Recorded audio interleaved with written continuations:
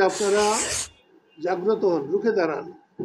এই রকম অন্যায়কে সহ্য করলে পরবর্তী বংশধরদের জীবন, সম্পদ, সম্মান সবই হুমকির মধ্যে পড়বে। আমার মতো মানুষের, যাকে রাষ্ট্র সর্বোচ্চ বীরত্ব সূচক খেতাব দিয়েছে, একমাত্র বাঙালি, তার বাড়ি যদি নিরাপদ না থাকে, আমার সাধারণ গরিব দুঃখী মানুষের বাড়ি নিরাপদ কেমনে হবে?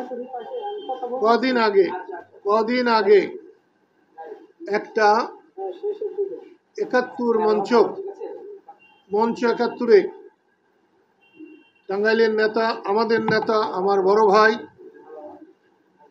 আলোচক হিসাবে গিয়েছিলেন। তাদের সব আলোচককে গ্রেপ্তার করেছে। যারা শ্রোতা গিয়েছিলেন তাদেরকে গ্রেপ্তার করেছে। কিন্তু যারা মব সৃষ্টি করেছে, যারা ওখানে বাধা দিয়েছে, তাদেরকে কিচ্ছু বলা হয় নাই।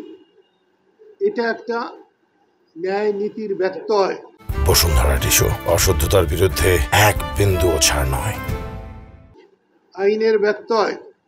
এখান থেকে আমি এই সরকারকে সরে আসতে বলবো এবং আমার বাড়ির উপরে হামলার মধ্য দিয়েই এই হামলা, চোরা গুপ্তা হামলা, এটা বন্ধ করা হোক।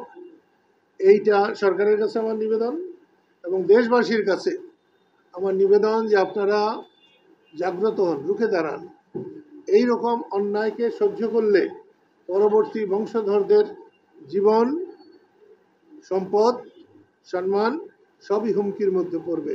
আপনাদের সবাইকে আমার পক্ষ থেকে, আমার দল কৃষক শ্রমিক জনতা লীগের পক্ষ থেকে, এবং যেহেতু মুক্তিযোদ্ধা ছিলাম, মুক্তিযুদ্ধ করে দেশকে স্বাধীন করেছিলাম, বঙ্গবন্ধু বলার সাথে সাথে ২৪শে জানুয়ারি ৭২ সমস্ত অস্ত্র তার হাতে তুলে দিয়েছিলাম। তাই মুক্তিযোদ্ধাদের পক্ষ থেকেও আপনাদের সবাইকে ধন্যবাদ, অভিনন্দন।